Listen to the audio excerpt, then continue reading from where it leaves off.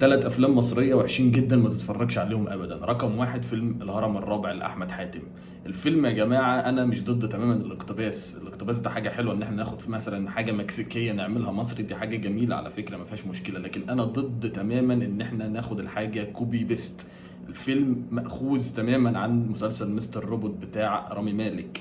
يا باشا اللبس الحركه اليمين الشمال مش عارف ايه، المشهد بتاع الكافيه بتاع لما كان قاعد بيساوم واحد المفروض ان هو بتاع يعني افلام اباحيه والكلام ده. المشهد ده يعني اي حاجه اتعملت في المستر روبوت اتعملت في الهرم الرابع، فده شيء غلط تماما تماما تماما فنيا. رقم اتنين بالنسبه لي هو فيلم موسى. فيلم ما فيهوش الا حاجه واحده بس حلوه، وهي اداء كريم محمود عبد العزيز واداء اياد نصار. اخراجيا الفيلم ضعيف، مش لطيف، عارف انت اللي هو ايه، تحس ان هو الفيلم كان المفروض يعني امريكاني قوي ما تمصرش.